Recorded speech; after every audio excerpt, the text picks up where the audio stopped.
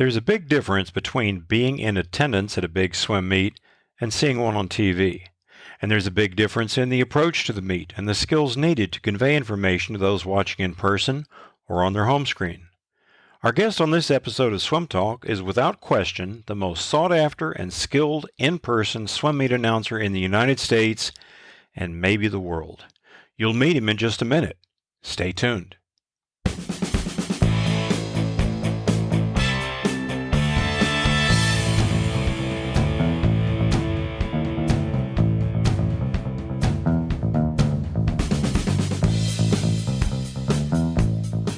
Comments and opinions of the hosts and guests are their own and do not reflect those of their employers, friends, families, or casual acquaintances.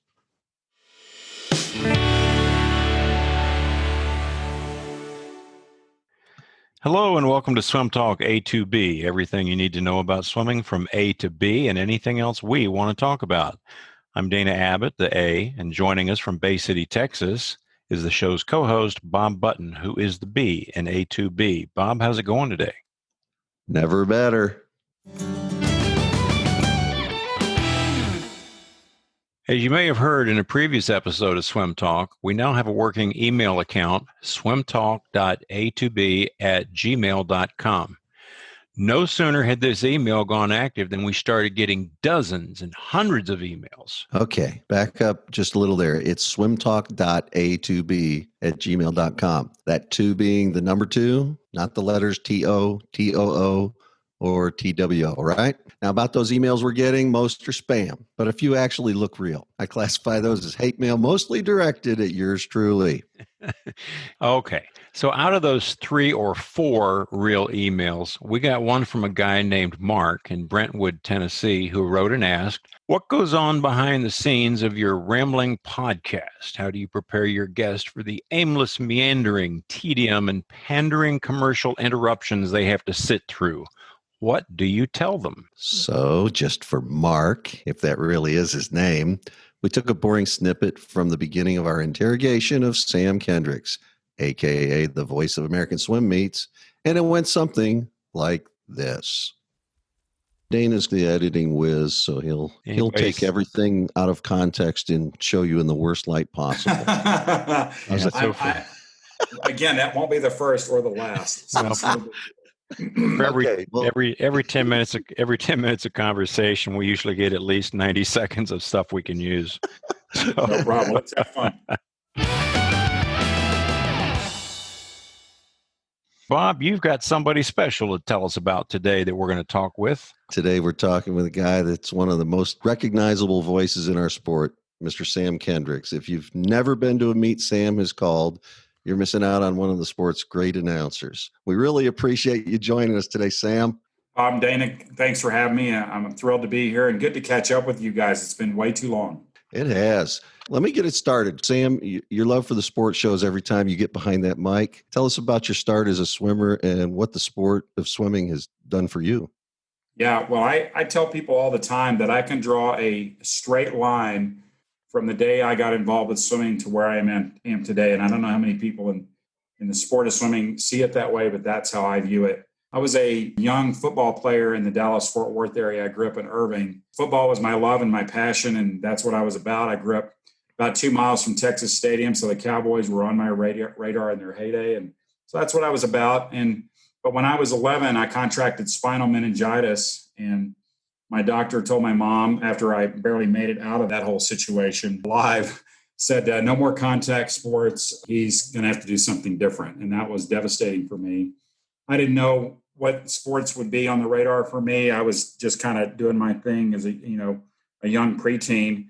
And one of my buddies who I went to junior high school with just mockingly said to me one day, well, I don't think you're good enough to be on the swim team because, just like guys talking. And I took that challenge, and I knew that I was a water rat, whenever I could get around a pool during the summers. I was a latchkey kid. My mom worked all the time, and kind of took that little challenge and tracked down the local swimming coach at the local YMCA and just said, hey, at 13 years of age, could I give this a try and jump in here? And within about a month and a half, he came back and said, you're probably pretty good here for what we have. And I think you need to keep trying this sport and see where it takes you. And so that's how I got started. And was because I'd gotten sick and gotten out of football and kind of went that path. Obviously a late bloomer in terms of swimming years, but for me, that's how I got my start. And that part of the DFW Metroplex, Irving, and that part of that area was not real strong in swimming, and to this day, still somewhat weak in some cases. My area was never very strong, didn't get much support. And when I was 16, I had the opportunity to go to Eddie's camp, the very first session of camp that Eddie hosted at Texas, and didn't know anything about Eddie, didn't know anything about the program. I only found out a couple of years ago in talking to Chris Kubik that the day I met Eddie and Chris for session 1 of the first week ever of Longhorn Swim Camp, that Chris had been on the job for about an hour, that he had rolled in from Auburn and set up shop and was acting like he owned the place, which Chris is great at that. He just makes the best of any situation. And Eddie threw some bad jokes at me, and I remember thinking, who is that guy? So, as things would have it for me, I several years later was not really planning on swimming in college, had the opportunity to ask Eddie if I could work on his staff, and basically said, look, you can start as a manager and see where it goes. And so that was the fall of 1980. And, the rest, as they say, is history. I've got a bunch of years of age group coaching in there as well, mixed in after my time at UT. I was 7 years at UT and a little over 10 years as a club coach. And retired from coaching in 95, and in about 96, 97 was asked to start doing some announcing. And next thing you know, we're here today, and I'm still announcing, and long gone from coaching, but not long from swimming. In fact, I'm proud to say, for a variety of reasons, my wife and I have got a little bitty, tiny, historic local pool here in Los Alamos. There's only 25 families that have memberships to this little pool, and we've been going out at about 9 or 10 o'clock every night. The pool's dead empty. It's quiet. It's under the stars. And we swim a little bit, and I just kind of reminisce. So that's where we are today. Awesome. Now, Sam, Wow. you said you were a manager at UT in 1980, but I think you skipped over a little part, didn't you? How I ended up on deck with Eddie, there was an interesting, I think I know where you're headed, Dana. When I visited with Eddie in probably, I think, got to think about this, probably the beginning or early part of my senior year, I wasn't planning on swimming in college. I wasn't very good, but I was passionate about how Eddie had affected me during his time with us at camp, and just made me laugh. Kubik was a major resonator in terms of his impact on me as a youngster. And while I was a pretty good high school swimmer and did okay in club, I wanted to coach. Eddie had inspired me at that point that maybe coaching could be a path for me. And so I basically finished my high school career in the spring of 1980, got ready for graduation. And all I did that summer was lifeguard and try and earn money for college, because we didn't have much money and there wasn't going to be really much in the way of funds coming from the university. So it was, picked up a few academic scholarships and things like that along the way. And Eddie said, we'll see you on campus on this date in the fall of 80. And I show up at his office and check in with him. And Eddie says to me, well, why don't you just walk on? And I was like, you mean walk on as in swimming? And he says, yeah, you always had a pretty good stroke. And, I think you got a little talent there. Why don't we just see what you can do? And my heart sank, because I never knew that was going to be a discussion point from Eddie. Wasn't even on my radar. I hadn't been in the water essentially outside of lifeguarding stuff since probably March or April of that year. And so I'd gone several months without being in the water, no training, hardly any dry land work of any type, a little bit of weightlifting. And next thing you know, I'm in the water with Scott Spann and William Paulus. For those young people listening to the podcast, that would be the equivalent of, Ryan Murphy, Aaron Pearsall, Brendan Hansen, things like that. And so I'm in the water with these guys, and I don't ever deserve to be in the water with them, but we start cranking it out, and I'm doing the best I can. I can't make a single interval.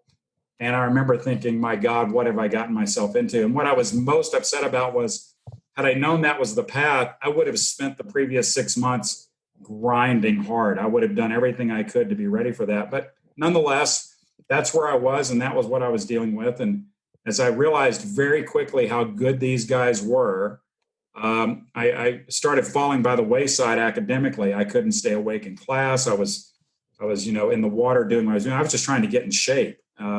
So about maybe 6 to 8 weeks in, I went to Eddie at midterms and said, I am going to flunk out if I don't get some sleep, because I'm dying here. Says I'm coming around in shape, but I'm not the caliber of these guys, Eddie, and I gotta stay in school.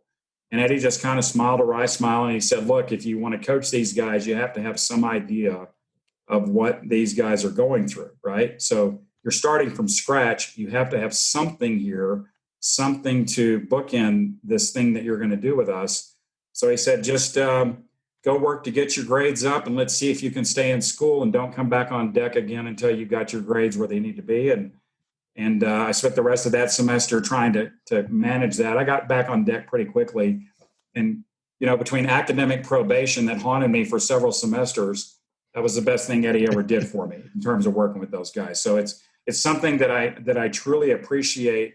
And those guys, they gave me a lot of grief over that, but they didn't understand any more than I did what Eddie was trying to do. We always had a number of walk-ons at that time, but I certainly I regret the opportunity having not stayed in the water, but I do not regret the opportunity that Eddie gave me. And that's how I started, my time with him, was that experience. So I learned a lot. You touched on one thing. Eddie said that he thought you could do it. And Eddie's got a lot of ways to get performance out of people and help them achieve success. And that was one of them, telling them he thinks they can do it. Gives them that confidence. But there's another one, and there's a story in the Eddie Reese book that Chuck Warner and I wrote a couple years ago, talking about Aaron Pearsall. And with Aaron, he says, I don't think you can do that right now. But he's got a lot of other tools in his box, but I think those two are probably the two strongest. The best-selling new book, Eddie Reese, Coaching Swimming, Teaching Life, is available at Amazon.com and also at eddiereesebook.com.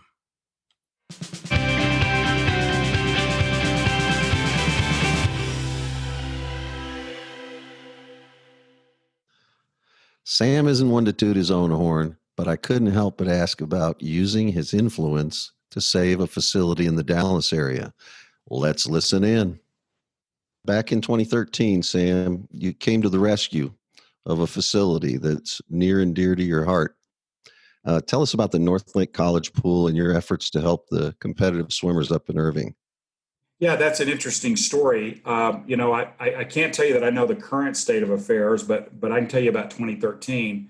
I had stumbled across some information that the pool at North Lake, which is where the majority of the high school swimmers and club swimmers in Irving were training, was kind of under fire, that the community college district was looking at, trying to maybe mothball that pool or what have you. And all I could think of was not what was going through, what those kids were going to deal with, was knowing that my mom was one of the main people that pushed hard to get that pool built. When I was swimming high school from 76 to 80, we trained in a 4-lane YMCA pool that is still there in central Irving, outdoors. So, that was at a time when, outdoor training was unheard of in a lot of parts of the DFW area and North Texas, but that's what we had to do, and that's what we had access to. So my brother was 5 years younger than me. He was doing very well in the sport, and so she just made it her mission, along with several other parents, to work hard to get that organization and the school district, the independent school district in Irving, to work together as a team to get that pool built. So they got that pool built, and it was access to 50-meter water indoors. And that was a big part of my mom's legacy. She was instrumental in supporting my brother and I.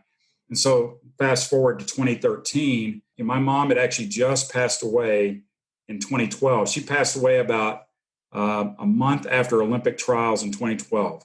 And so I knew when I heard that I could just not let that go down without me at least trying to get some momentum to keep that venue open, or to do what I could to kind of inspire the people in Irving to try and rally it up.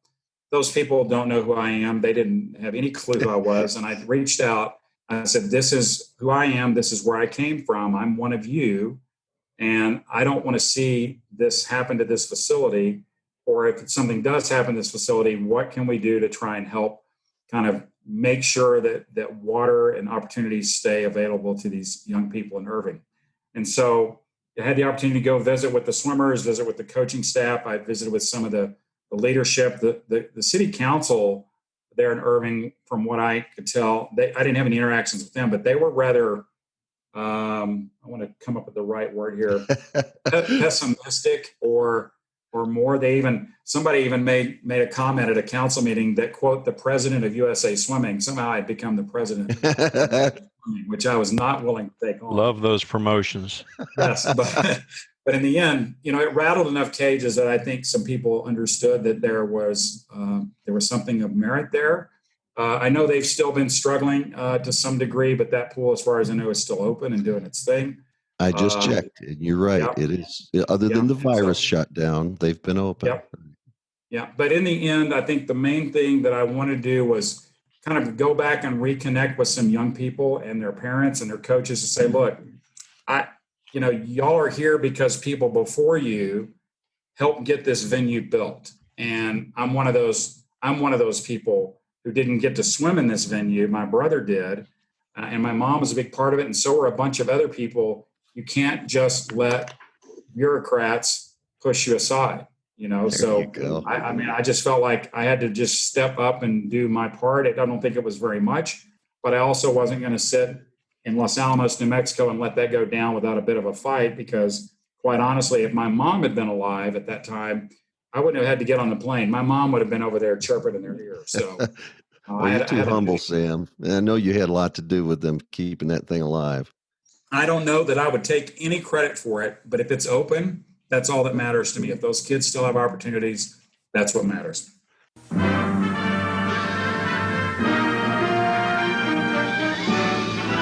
Spanning the globe to bring you the constant variety of sport, the thrill of victory, and the agony of defeat.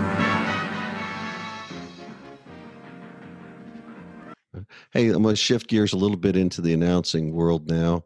ABC's Wide World of Sports introduced us to the thrill of victory and the agony of defeat. You guys remember that? Oh, yeah.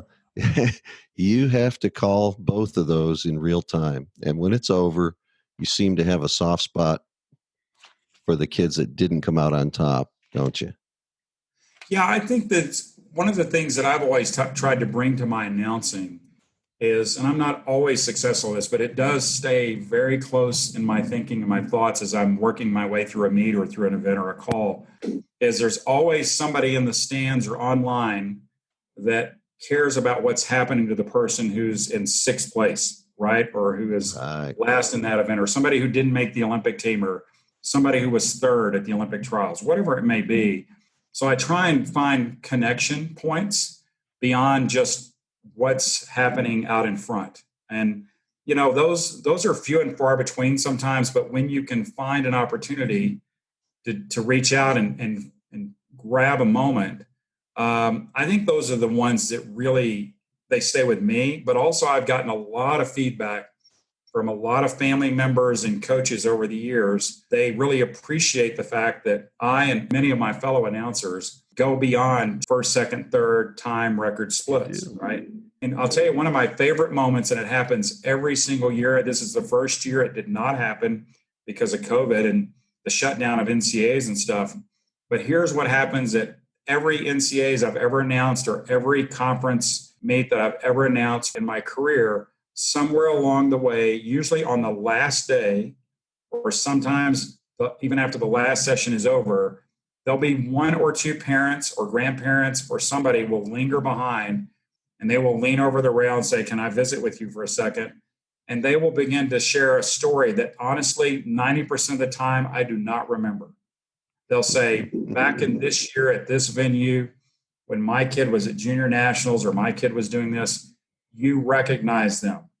And that made a difference. And you have no idea how much that made a difference. And here we are today, 4, 5, 6, 7, 8 years later, and this is their very last meet. And that was their last swim. And you are here to call it. And I want you to know how much we appreciate that, and how that you know that you made an impact beyond any way that you know."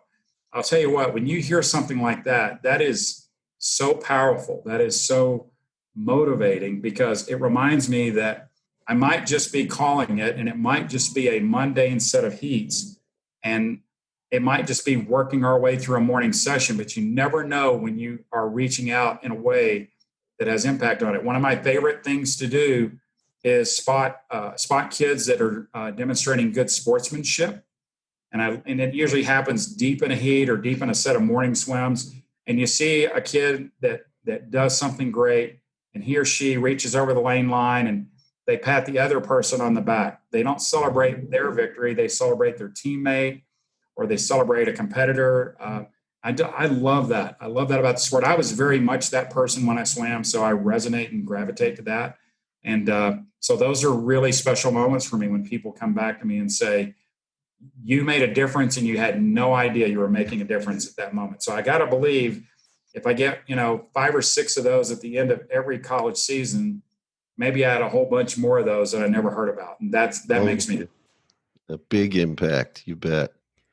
We asked Sam what he thought the impact of COVID-19 would be on college swimming. There's real fear at this point of what this impact is going to be long-term. They're past the short-term part of it. They're trying to navigate and figure out things that honestly nobody has ever dealt with. And so that fear of the unknown, I think, is really the same thing that all the athletes are feeling.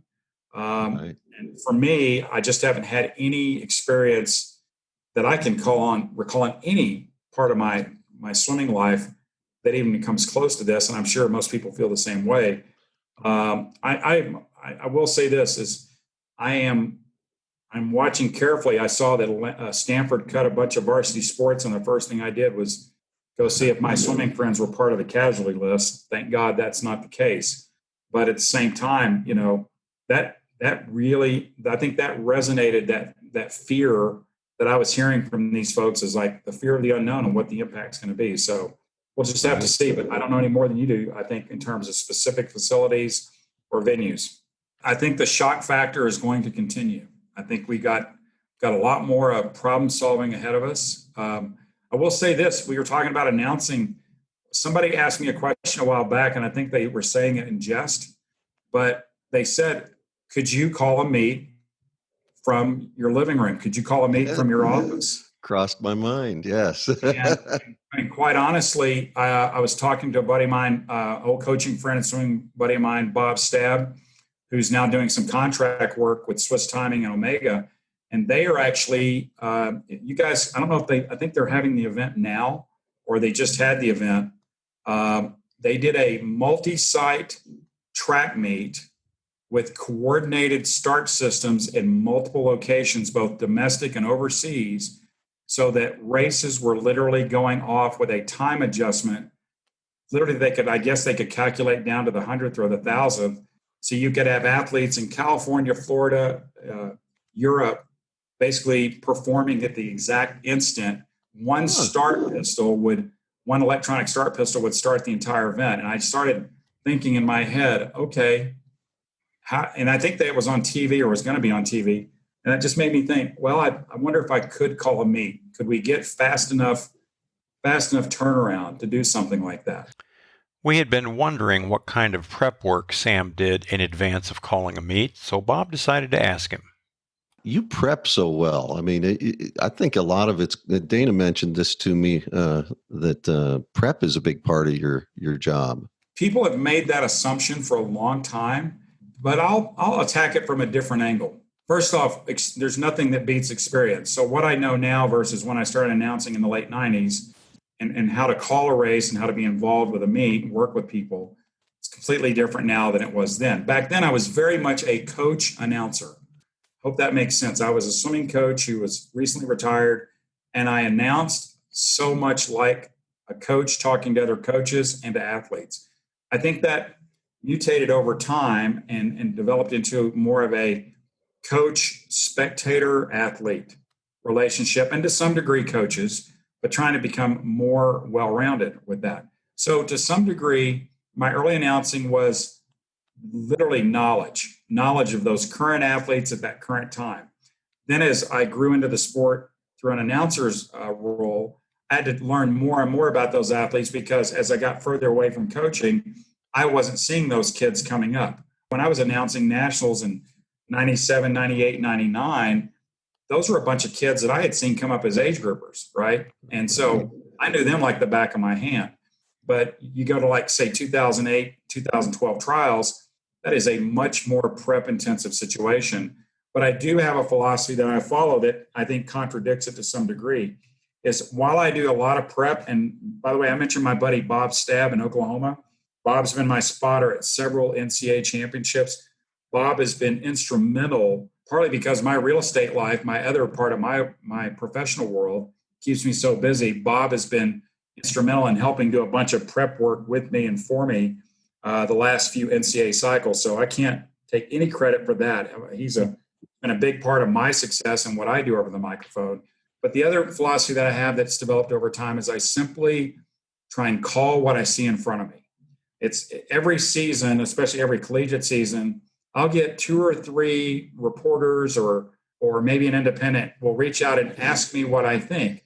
Do I have predictions? Do I have thoughts on how it's going to go down? And while I might talk to them privately, I never put it on record if I can help it, because my goal is I try and call what's right in front of me. And when I focus on calling what's right in front of me, you don't get pulled into a vortex of predicting an outcome. And I can tell you very specifically, I can think of 2 1650s at NCAAs in the last few years that had I been focused on how I thought the race was going to go, I very easily could have missed what was amazing and great about those races. And by calling it in the moment and focusing on just what was unfolding, it really kept me connected to the race. It forces you to zero in and shut everything else out. So prep is a big part of it, but knowing how to capture a moment and spot what's going on.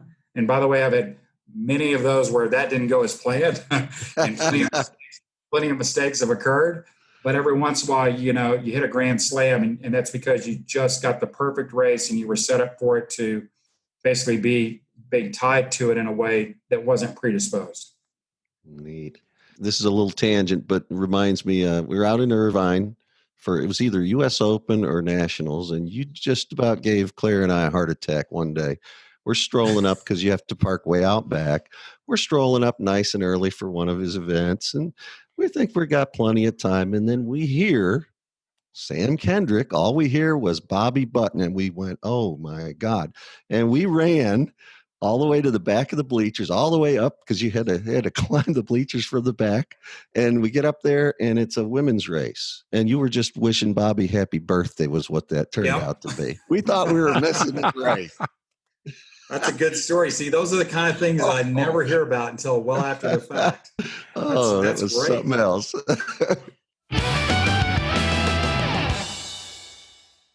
This segment is brought to you by TexasSwimming.org. The Texas Swimming blog has been the go-to dead end for 15 long and boring years.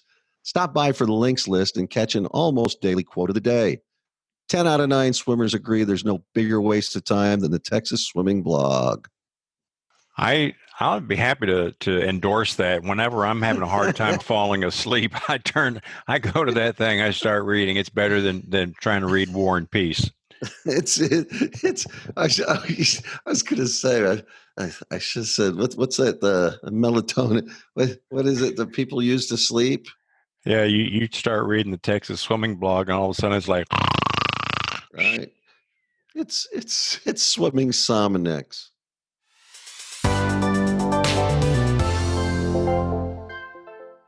Hey, there are pools that we love to swim in. There are pools we love to coach at. Do you have any pools that you really love announcing or you think are really great venues for the spectators? And we're going to say you're not allowed to mention Texas, Omaha, or Indy, because everybody knows those are fantastic places. But are there some lesser known places that are really good for spectators to watch a good swim meet? I'll tell you, I think every venue that I've announced at in the last decade has its pluses. The double 50-meter venue at Stanford, from a junior nationals or nationals perspective, is really great. I guess there's something to be said for the history of a venue, that if you're a student of the sport and you understand what has come before that day in that venue. When I think about the aquatic facilities at Stanford and all the amazing swimmers that have come through there, that's an example of a venue that really honestly It's a fantastic facility, but it's the people and the history that make it very three-dimensional. I'll tell you about one that most people don't know about. It's my all-time favorite place to have announced, and it's not a place in the U.S. I had a chance to announce at the North Sydney Olympic Pool, which was originally built, I think, in the 20s or 30s as a saltwater pool, and for many, many decades of its life had more world records in it than any pool in history. The pool was built exactly 50 meters, so when electronic timing came along, it essentially became, too short.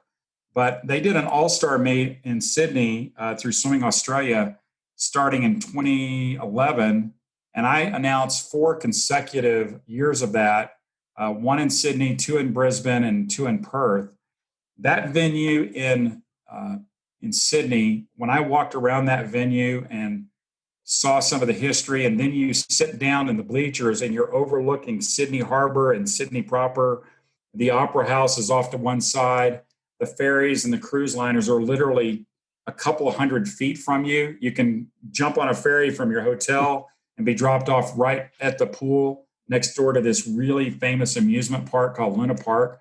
I'll tell you what, when you walk into something like that, you realize, there's a whole lot more to the sport than you're ever even aware of. And I was reading the plaques on the walls and reading about world records that have been set. So that's my all-time favorite venue to announce in. I'll tell you the one that resonates with me more than any other, and now I'm going to sound like the old swimming guy here, but I think both of you guys will know immediately why I bring it up, and that is Old Perkins Natatorium.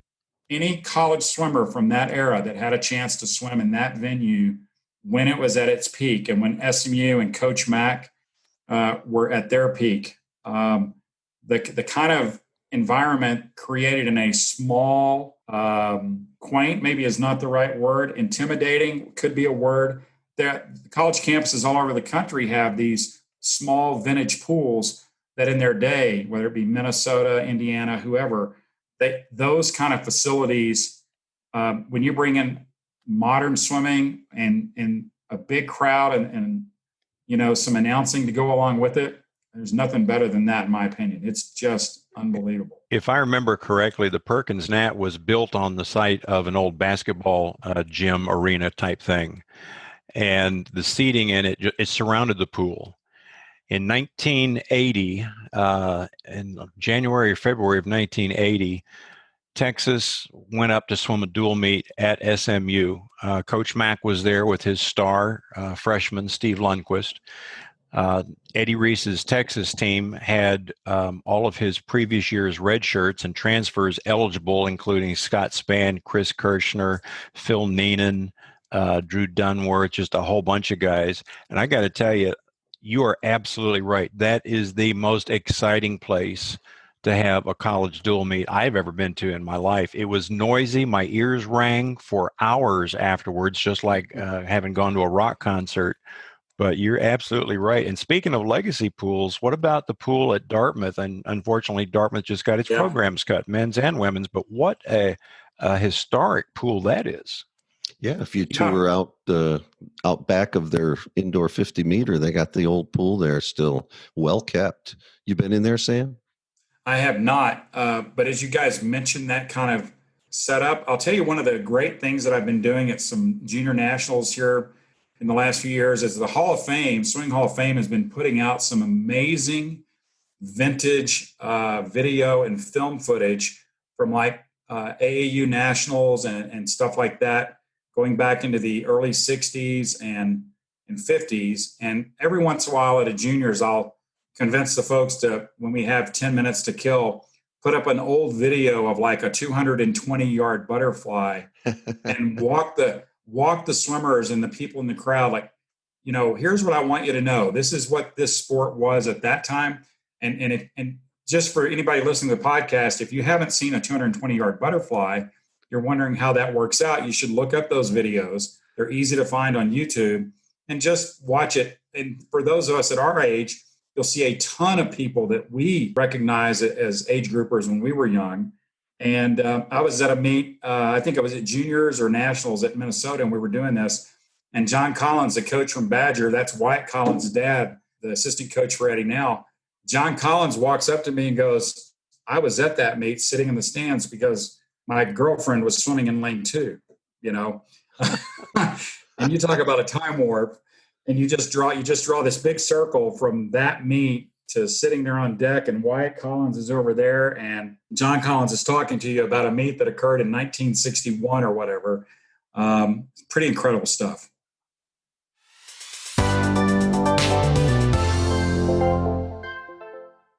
Sam, we have enjoyed listening to you at these meets for the last, I don't know how many years. We don't know what's going to happen this coming year, but we're sure hoping that everything is going to work out so we can have an NCAA championship in whatever form it takes. Do you have expectations that you will be announcing, even if it's not in one central location? Yeah, there's been no dialogue from my contacts at the NCAA, and I think it's just preliminary. It would normally be, in a good year, we would start having discussions probably in September, October about whether or not they're going to tap me on the shoulder for that. So every year it's a case-by-case basis, so we're well ahead of that curve. My declaration on it would be, I am ready, willing, and able, as long as I'm not sitting in the hospital with COVID. I want to be involved at that level, and I want to do what I can to help make the championship the very best it can be for both women and men if given the opportunity. So I am ready to do whatever it takes. I can tell you it was, as the swimmers and coaches dealt with it, me at a much lesser level, it was crushing to know that we got that close to getting our championships in, but certainly understand why they did what they did and ready to go back to work for it and on it and then make the best of whatever opportunity we have for those kids. There's no doubt they want you tapped on the shoulder.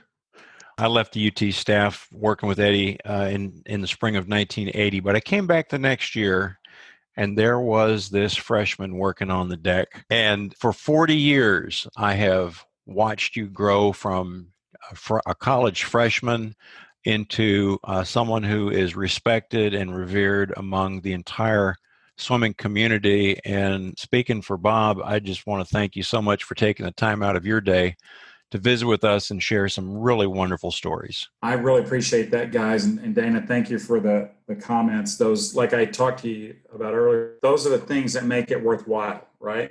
We do it for a variety of reasons, but I am so very fortunate, as I said earlier, that I can draw a line from my life in swimming from the first day it started at about 13 to today, talking to you guys. And tomorrow it'll be something else. And in a month it'll be something else. But the fact that I have had those opportunities to be involved in the sport and give back to the sport is really what drives me. It's what keeps me focused when I'm working hard on real estate, which is 99% of my life, it seems.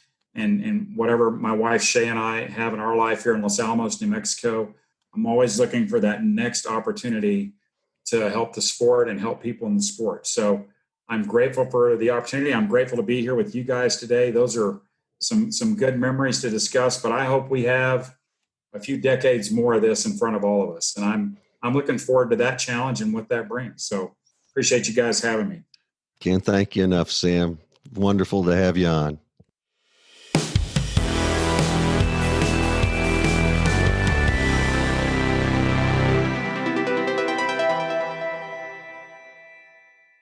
Find us on Twitter, Facebook, and YouTube by simply using their search options. Type in Swim Talk A2B, and we should be the first option that pops up. To contact us via email, send your message to swimtalk.a2b@gmail.com.